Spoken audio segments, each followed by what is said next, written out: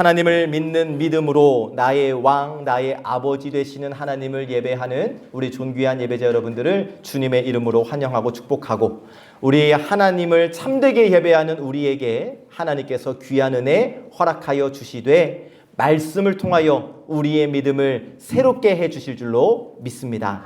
더운데 예배하기 위해 오시느라 고생 많으셨습니다. 우리 함께 인사 나누실 때 저와 먼저 인사 나누시죠. 사랑합니다.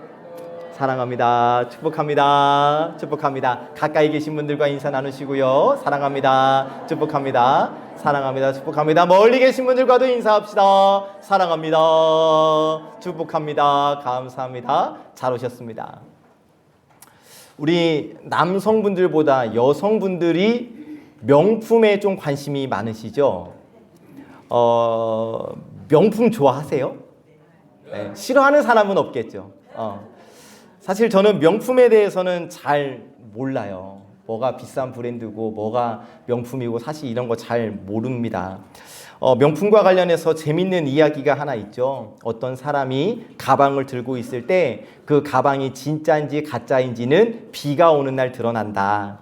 비가 올 때 가방을 내 품에 껴안고 가방을 안고 뛰어가면 그 가방은 진짜 명품이고, 그 가방을 머리 위에 쓰고 막 뛰어가면 그 가방은 짝퉁이다. 뭐 이런 이야기가 있잖아요. 뭐 웃자고 하는 이야기입니다만 이 짝퉁이라고 하는 것이 참 묘한 것이, 짝퉁이 처음부터 나 짝퉁이요 하면 문제될 게 없어요. 아무도 속지 않을 테니까요. 그런데 짝퉁이 진짜처럼 보이는 것이 문제가 되는 거예요. 한때 우리나라를 잠깐 떠들썩했던 그 화제의 브랜드 디올이라는 브랜드인데, 아내가 누군가로부터 선물을 받은 거예요. 이 선물 케이스를 열면 이렇게 포장이 돼 있고, 이 뭐 정품을 보증하는 듯한 카드도 있고 카드 지갑이 들어 있는데, 제가 어렵게 부탁을 해서 지금 설교 때 쓰겠다고 빌려왔거든요. 여러분, 이 지갑 진짜일까요? 짝퉁일까요? 자, 누가 선물로 줬어요. 선물로 받은 거예요. 진짜일까요? 짝퉁일까요? 짝퉁이에요. 짝퉁이었어요. 진짜로요. 짝퉁이에요.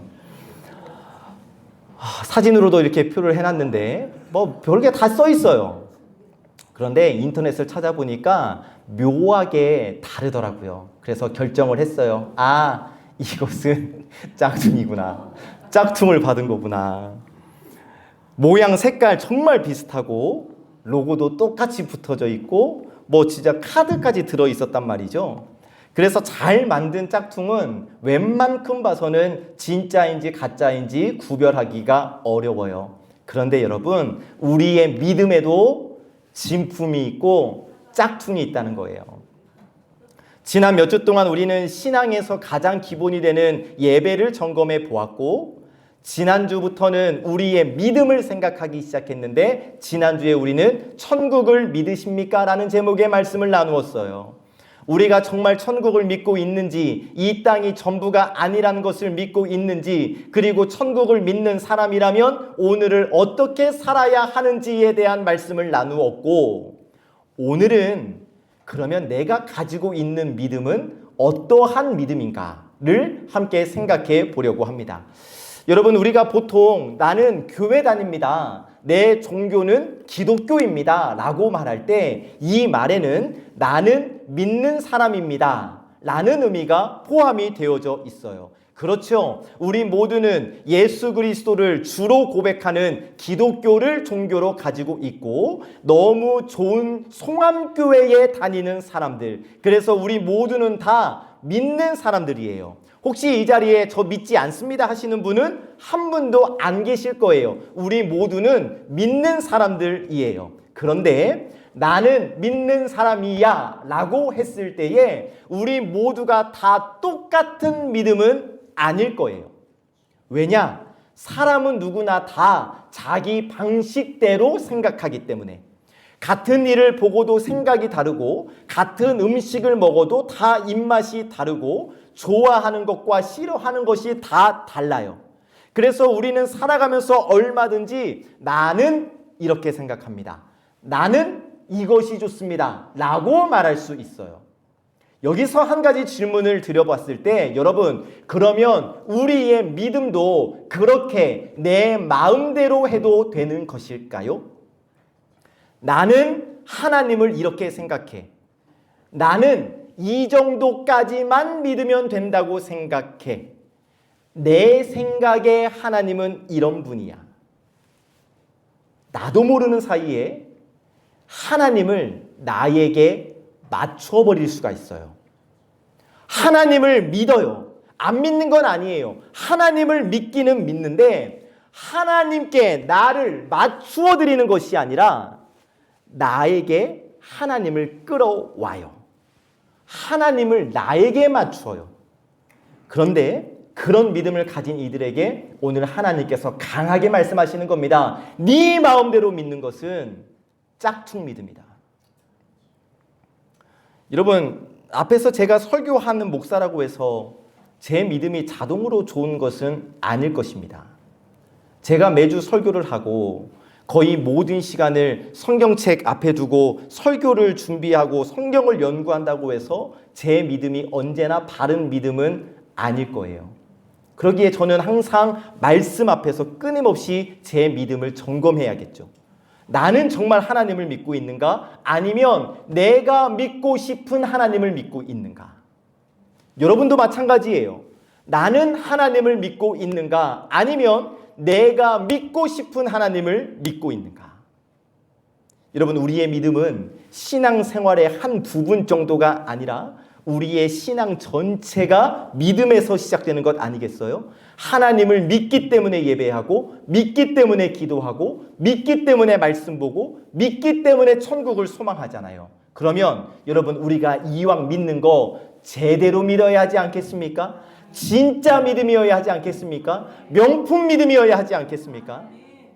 오늘 이 예배 시간 예수님의 말씀 앞에서 우리의 믿음을 차분히 그리고 솔직히 한번 들여다봤으면 좋겠고, 혹시라도 잘못 붙들고 있었다면 내려놓고 다시 진짜 믿음을 붙들게 되는 이 시간이 되기를 원합니다. 오늘 말씀을 통해서 우리의 믿음이 더 분명해지고 더 건강해지고 하나님께서 기뻐하시는 믿음으로 세워지게 되기를 예수님의 이름으로 축복합니다. 이 시간 우리에게 주시는 첫 번째 말씀, 내가 믿는다고 믿음은 아니다 고 말씀해 주십니다. 함께 읽어봅시다. 시작. 내가 믿는다고 믿음은 아니다. 오늘 받은 말씀 21절입니다. 시작. 들어갈 것이 아니요 다만 하늘에 계신 내 아버지의 뜻대로 행하는 자라야 들어가리라. 아멘. 여러분, 이 말씀 우리가 지금까지 많이 들어왔던 말씀인데 오늘은 여러분 이 말씀이 우리에게 좀 충격적으로 들려졌으면 좋겠습니다. 지금 말씀에 등장하고 있는 이 사람들은 예수님을 모르는 사람들이 아니에요. 예수님을 향해 지금 주여라고 부르고 있잖아요. 그냥 예수님, 선생님 정도가 아니라 주여, 예수님, 나의 주인님이라고 부르고 있단 말이에요. 그래서 보기에 이들은 믿음이 있는 사람들이에요. 하나님을 모르는 사람이 아니고 예수님의 이름을 처음 들어본 사람들도 아니에요. 그런데 이들에게, 주여라고 부르는 이들에게 예수님이 무엇라 말씀하시는가? 주여 주여 하는 자마다 다 천국에 들어가는 것이 아니다. 여기서 시선을 나에게로 돌려봅시다. 우리는 보통 나는 예수님 믿어, 나는 하나님 믿어, 나는 교회 다녀, 나는 예수님을 주님이라고 고백해 라고 너무나 자연스럽게 말하잖아요. 나 믿는 사람이야. 그런데 지금 예수님의 말씀은 내가 스스로 믿는다고 생각하는 그 믿음이 진짜 믿음이 아닐 수도 있다는 거예요. 다시, 나 스스로는 믿는다고 생각을 하지만 그 믿음이 진짜 믿음이 아닐 수도 있다는 거예요. 쉽게 예를 들면 여러분, 내가 아무리 나 운전 잘해 라고 이야기하면 뭐예요? 실제 운전대를 잡아봐야 그 운전 실력이 증명되는 것 아니겠어요? 나 노래 잘해 라고 아무리 자신 있게 이야기해도 마이크를 잡아보면 그 노래 실력이 금방 나타나는 것 아니겠습니까? 그러니까 내가 운전 잘해, 내가 노래 잘해, 나 믿음 있어, 내가 생각하는 것과 실제가 다를 수도 있고 같을 수도 있고, 마찬가지로 믿음이 나의 판단으로 끝내서는 안 된다라는 거예요. 그래서 오늘 하나님께서 나 하나님 믿어 라고 말하는 우리에게 묻고 계시는 겁니다. 그 믿음이 정말 예수님 하나님이 말씀하시는 그 믿음 맞냐? 믿음은 여러분 내가 정의할 수 있는 게 아니에요. 이 정도면 믿음이지, 내가 스스로 나는 하나님 믿어 내가 스스로 결론 내리는 것이 아니고, 여러분 믿음의 기준은 하나님께 있는 줄로 믿습니다. 여러분 이게 중요한데 우리는 살아가면서 많은 것을 내 기준으로 결정을 하잖아요. 음식을 먹을 때도 내가 좋아하는 것 먹고, 옷 입을 때도 내가 좋아하는 스타일과 취향을 입잖아요. 여행도 내가 가고 싶은 곳을 선택하잖아요. 내가 결정하잖아요. 그런데 신앙을 그렇게 결정하면 안 된다고요. 내가 좋아하는 하나님, 내가 이해하기 쉬운 하나님, 내 편을 들어주시는 하나님, 내가 원하는 것만 말씀하시는 하나님, 그런 하나님을 내 마음속에 만들어 놓고 하나님을 믿습니다라고 말하면 안 된다라는 거예요. 예를 들어서 나는 하나님이 그렇게까지 할까라고 하실 것 같지는 않아. 하나님이 나를 다 이해하실 거라고 생각해. 나는 이 정도만 기도해도, 내 나름대로 기도해도 충분하다고 생각해. 나는 꼭 그렇게 믿을 필요까지는 없다고 봐. 보세요 여러분, 지금 주어가 뭐예요? 나예요. 나. 내가 생각하고 내가 판단하고 내가 기준을 세워요. 그리고 하나님을 그 기준 안에 집어 넣어버려요. 그런데 그렇게 믿으면 내 믿음이 아주 이상해져 버리는 거예요. 어떻게 해요? 여러분 믿음이 내가 하나님을 믿는 것이 믿음이잖아요. 맞죠? 동의하시죠 여러분? 믿음, 내가 하나님을 믿는 것이 믿음이에요. 그런데 주어가 내가 되어버리면 하나님이 내 생각을 따라와 줘야 돼요. 하나님이 내 생각과 맞으면 하나님 믿고, 하나님이 내 생각과 맞지 않으면 하나님의 말씀을 내버려 두고, 하나님이 내가 원하는 대로 일해 주시면 역시 하나님은 살아계시다 하나님을 찬양하지만, 내가 원하는 것이 되지 않으면 하나님이 정말 계신가? 하나님 섭섭하네? 여기서 다시 질문, 나는 하나님을 믿는 겁니까? 아니면 하나님이 내 생각대로 일하실 것을 믿는 겁니까? 다시, 나는 하나님을 믿는 겁니까? 아니면 하나님이 내 생각대로 일하실 것을 믿는 겁니까? 이 차이가 굉장히 커요 여러분. 믿음은 하나님을 내 생각 안에 가두는 것이 아닙니다. 믿음은 내 생각을 하나님께 맞추는 것이 믿음이에요. 내 생각이 틀릴 수도 있다는 것을 인정하는 것이 믿음이에요. 주님, 하나님, 저는 이렇게 생각했는데 주님은 다를 수 있지요. 저는 이 길이 맞다고 생각을 하는데 주님이 아니라 하시면 저는 다른 길로 가겠습니다. 제가 이해되지 않지만 하나님이 말씀하시니 하나님의 말씀을 믿고 따르겠습니다. 이게 믿음이고, 여러분 그래서 믿음이 어려운 거예요. 생각해 보세요 여러분. 내 생각과 하나님의 생각이 항상 같다면 왜 믿음이 필요하겠어요? 내가 원하는 대로만 일이 다 풀린다면 왜 믿음이 필요하겠어요? 내가 이해되는 것, 내가 받아들일 수 있는 것만 따르려면 왜 믿음이 필요한 거예요?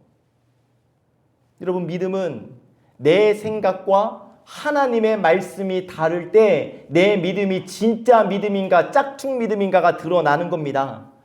내 생각은 이것이 맞는데 하나님은 다른 것을 말씀하실 때, 예를 들어 내 감정으로는 절대 용서할 수 없는데 하나님이 용서하라고 말씀하실 때, 내 마음은 이제 좀 그만 쉬고 싶은데 하나님은 한 걸음 더 나아가라고 하실 때, 바로 그런 때 내 믿음이 진짜 믿음인가가 드러난다고요. 오늘 받은 말씀 21절에서 예수님이 바로 그 지점을 건드리고 계시는 거예요. 주여 주여 라고 말하는 것으로 충분치 않다. 왜요? 입으로는 주님이라 하지만 실제로 내 삶의 주인이 내가 되어버릴 수 있으니까요. 그리고 21절 후반부에서 이렇게 말씀하시죠. 다만 하늘에 계신 내 아버지의 뜻대로 행하는 자라야 들어가리라. 여러분, 이 말씀을 잘 이해하셔야 하는데 착한 일을 많이 해야 천국 간다 이렇게 말씀하시는 것이 아니에요. 우리의 행위로 구원을 살 수 있는 게 아니에요. 무슨 말씀이냐면 진짜 믿음에는 분명한 방향이 있다는 겁니다. 어떤 방향이요? 하나님을 진짜 믿는 사람은 내가 완벽하지 않지만 하나님의 뜻을 따라 살아가려고 해요. 넘어질 수 있죠. 실수할 수 있어요. 순종하지 못할 때도 있죠. 그러나 내 마음의 방향, 내 마음의 중심은 하나님을 향해 있어야 한다는 거예요. 그런데 반대로 여러분, 짝퉁 믿음은요, 하나님을 믿는다고 해요. 입으로는 하나님 믿는다고 해요. 그런데 짝퉁 믿음은 끝까지 자기 뜻을 내려놓지 않아요. 하나님이 내 뜻을 도와주기를 원하지 내가 하나님의 뜻에 들어가려고 하지 않아요. 그래서 짝퉁이에요. 다시 여러분, 나는 하나님을 믿고 있습니까? 아니면 내가 믿고 싶은 하나님을 믿습니까? 나는 하나님을 믿는 겁니까? 아니면 내가 하나님을 믿고 있다고 믿는 겁니까? 믿음은 내가 하나님을 설득하는 게 아닙니다. 하나님께 설득당하는 것이 믿음이에요. 하나님을 내 계획 안으로 끌어당기는 것이 믿음이 아니라 내 계획과 내 삶을 하나님께 맡기는 것이 믿음입니다. 바라기는 주여 주여라는 고백이 우리의 입술에만 머물지 않기를 원합니다.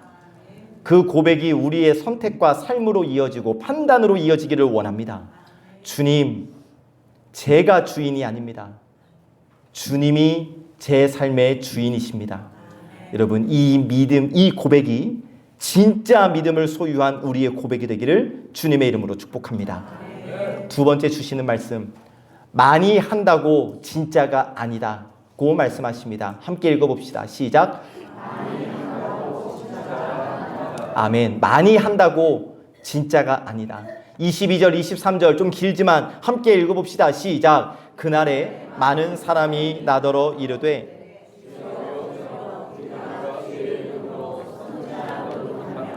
주의 이름으로 귀신을 쫓아내며 주의 이름으로 많은 권능을 행하지 아니하였나이까 하리니 그때에 내가 그들에게 밝히 말하되 내가 너희를 도무지 알지 못하니 불법을 행하는 자들아 내게서 떠나가라 하리라. 아멘.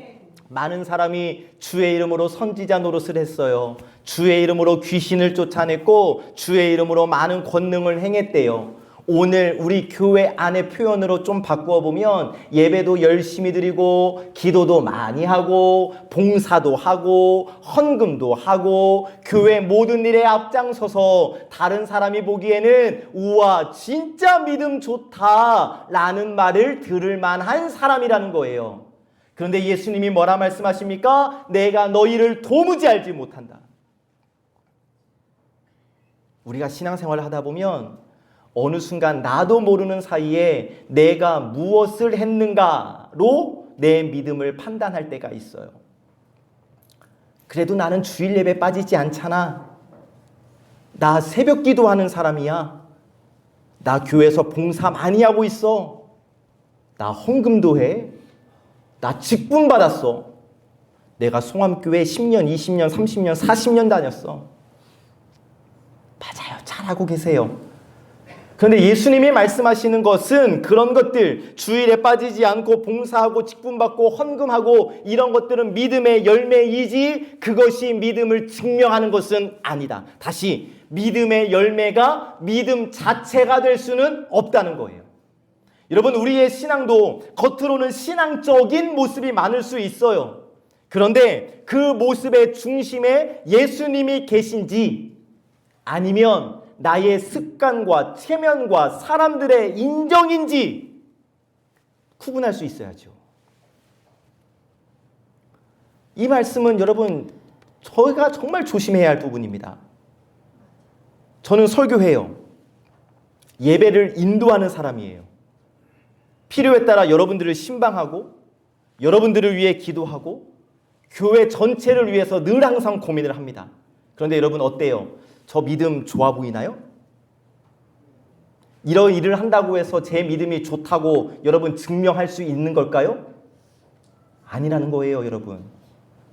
지금이니까 제가 여러분과 만나서 송암교회에서 사역한 지 채 5년도 되지 않아서 지금이야 이렇게 열심히 할지 모르지만 여러분 혹시라도 시간이 길어지면 하나님을 사랑해서 여러분들을 사랑해서 해왔던 일들이 어느 순간 일 자체가 되어버릴 수 있잖아요. 처음에는 기도하지 않으면 아무것도 할 수 없어서 기도했는데 어느 순간 기도하지 않아도 해왔던 것들이 있으니까 하겠지라고 생각할 수 있잖아요. 처음에는 설교를 준비할 때 하나님의 말씀 앞에서 두렵고 떨리는 마음으로 준비했는데 어느 순간 말씀을 다루는 사람이 되어버릴 수 있잖아요. 처음에는 하나님만 바라보며 섬겼는데 어느 순간 여러분들의 표정을 바라보면서 여러분들의 반응을 살펴보면서 섬길 수도 있잖아요. 뭐예요? 겉으로는 똑같이 하고 있어요. 근데 그 마음이 달라졌어요? 달라지지 않았어요? 마음이 달라졌다고요. 그러니까 제가 하는 이 일 자체가 제 믿음을 증명하는 것이 아니라는 거예요. 저뿐이겠습니까? 여러분들은요.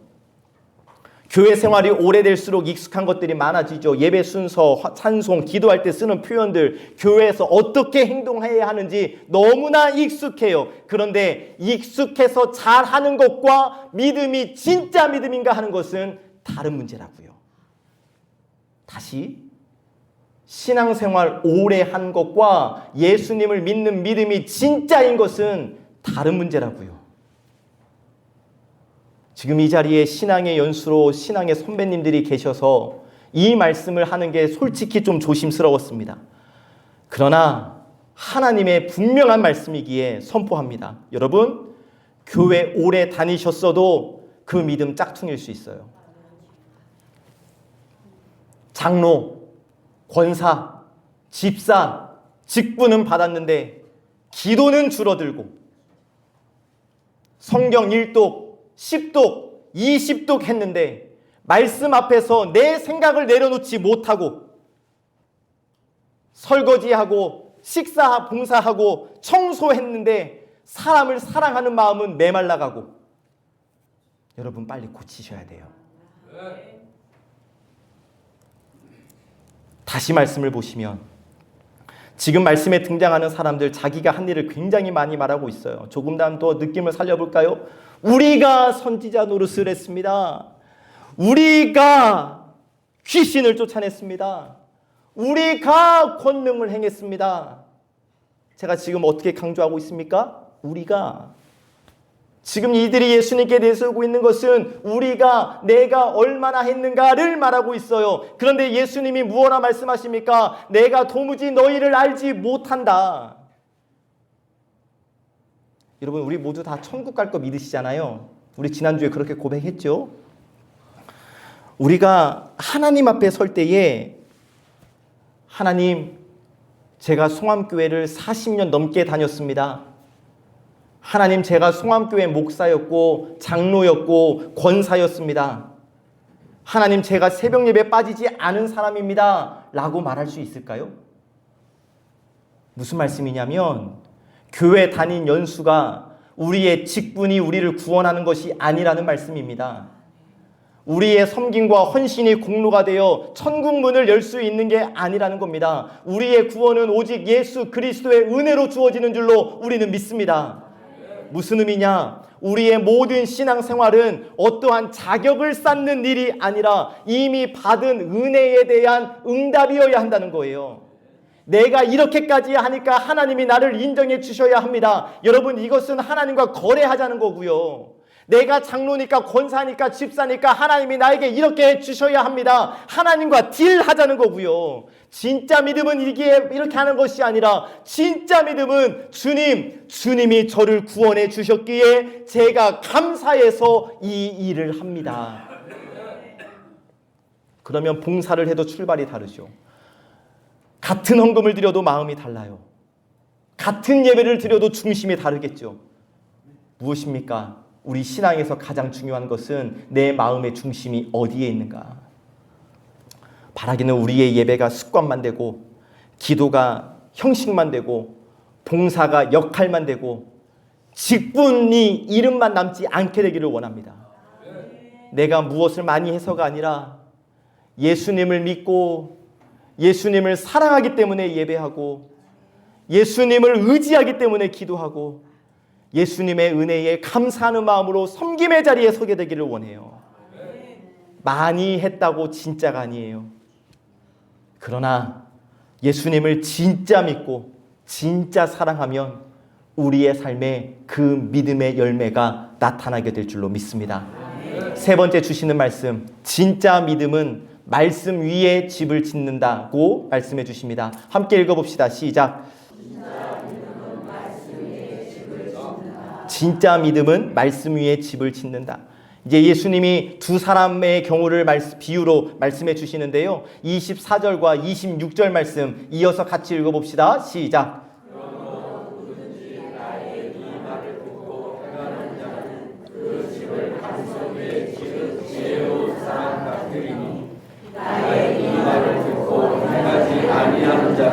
그 집을 모래 위에 지은 어리석은 사람 같으리니. 아멘. 자, 예수님이 이 두 사람을 보여주시는데 이 두 사람의 차이가 뭐냐? 한 사람은 말씀을 듣고 한 사람은 말씀을 듣지 않고, 여러분 이 차이가 아니고 이 두 사람은 둘 다 말씀을 들었어요.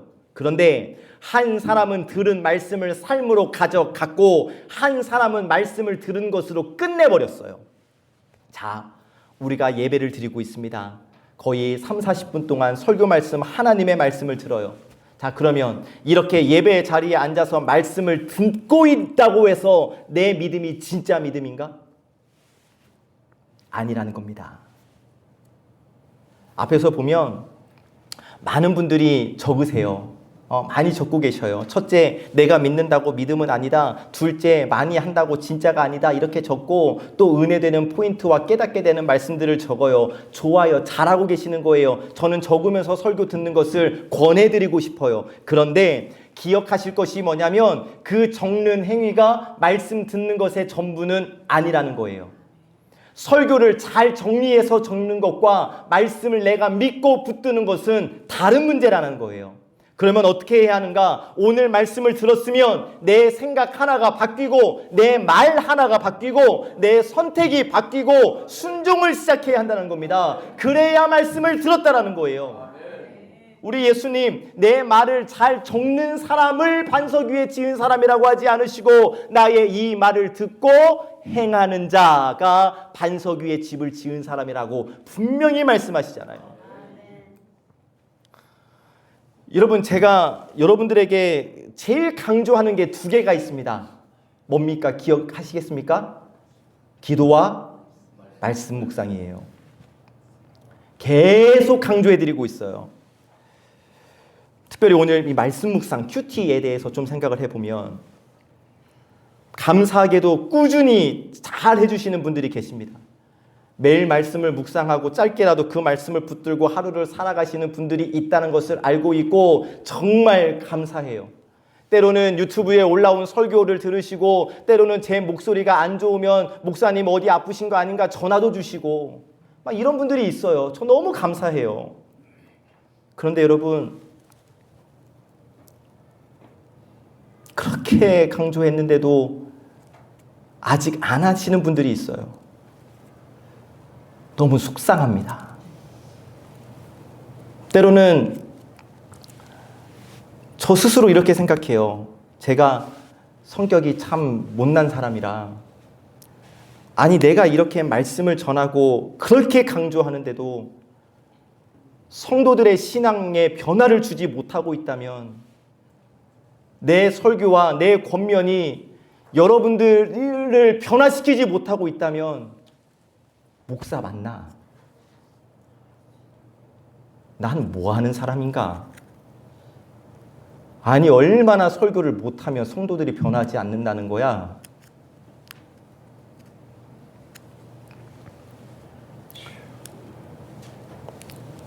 그래서 뭐 하자고 잘 하는 게 솔직히 겁날 때도 있습니다.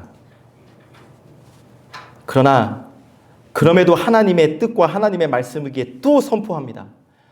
여러분, 제가 여러분 큐티하셔야 합니다. 말씀 묵상하셔야 합니다. 하는 게 여러분들 귀찮게 하려는 것이 아니에요. 여러분들 스스로 말씀 위에 서야잖아요. 여러분, 목사라고 여러분 옆에 매 순간 옆에 붙어서 여러분들에게 말씀 들려주고 여러분들에게 기도해 드릴 수가 없어요. 힘든 일이 생길 때마다 제가 달려갈 수도 없어요. 여러분들이 매번의 인생의 중요한 선택 앞에서 목사님 어떻게 해야 합니까? 라고 물으며 살아갈 수도 없어요. 아니, 그렇게 살아서도 안 돼요. 목사가 뭐라도 됩니까? 아니라고요. 그래서 여러분들이 직접 하나님의 말씀을 읽고 하나님의 음성을 듣고 그 말씀으로 판단하고 말씀을 붙들고 일어설 수 있어야 하는 거예요. 목사의 믿음으로 사는 것이 아니라 내 믿음으로 살아야 하는 것 아니겠습니까? 그래서 큐티하셔야 한다고, 그래서 말씀 묵상해야 한다고, 어떻게든 해보시라고. 여러분, 매일 아침마다 제가 몇 년 동안 단 하루도 빠지지 않았어요. 명절에도 해드리고 휴가 가서도 여러분 말씀 음성 올려서 올려드려요. 묵상하시라고.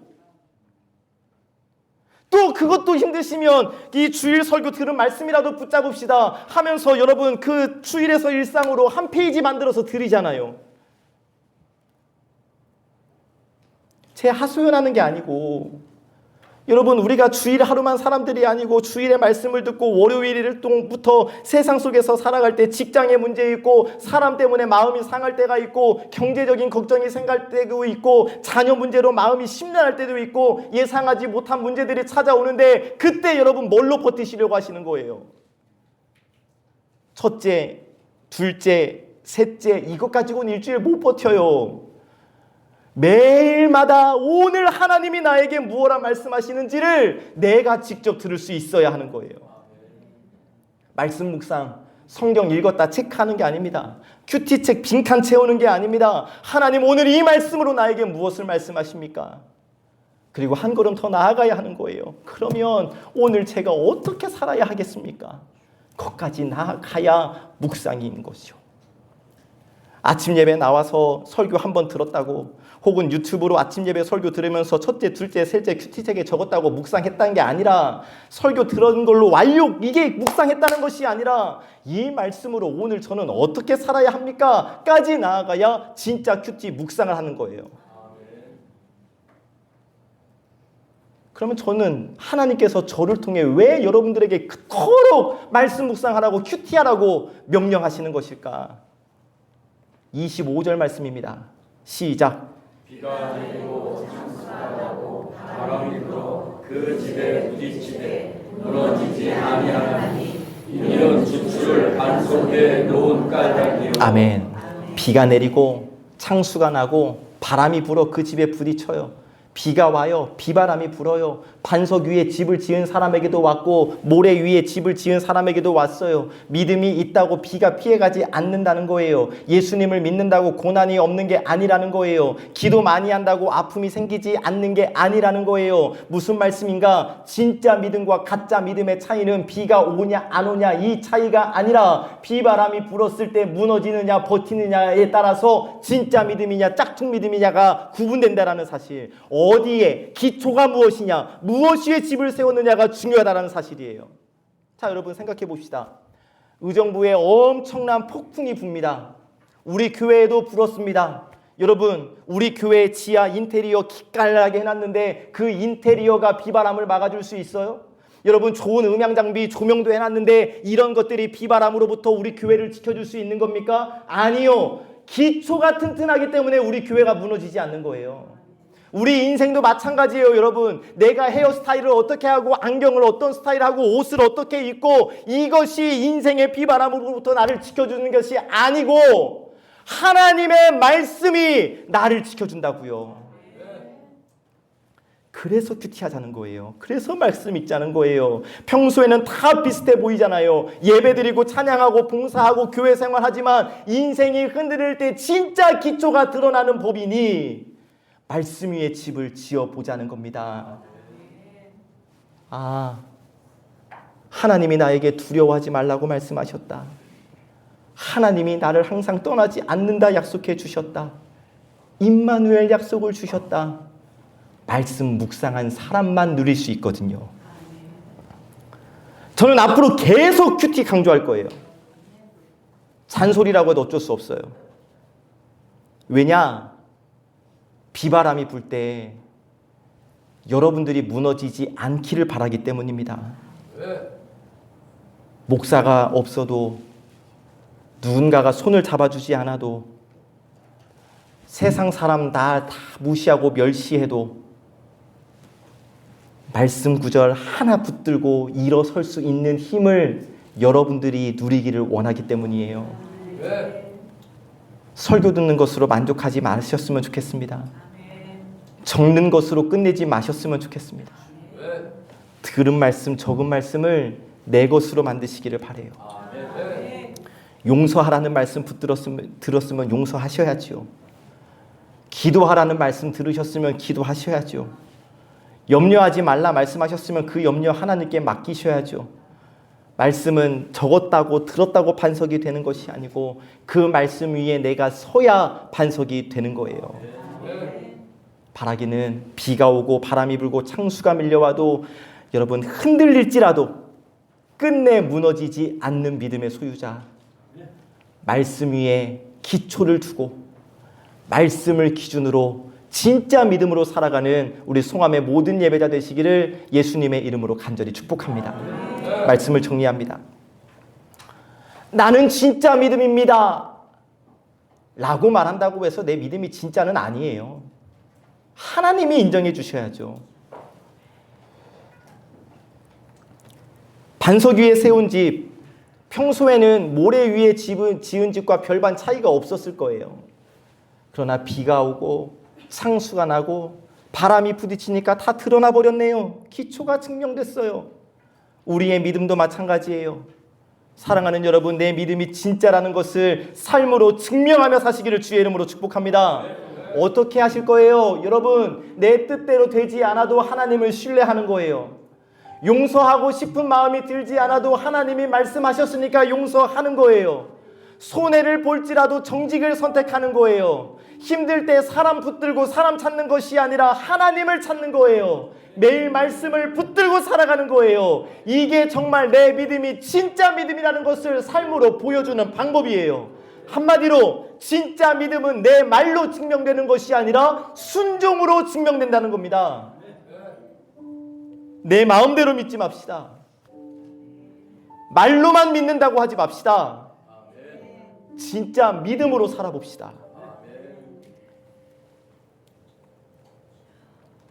내 뜻과 하나님의 뜻이 다를지라도 내가 정말 하나님을 믿는다면 그 하나님의 말씀에 순종하는 진짜 믿음의 소유자, 우리 사랑하는 예배자들이 다 되시기를 참 좋으신 예수님의 이름으로 간절히 정말 간절히 축복합니다. 주신 말씀 마음에 새기며 자리에서 일어나셔서 찬양 올려드립니다.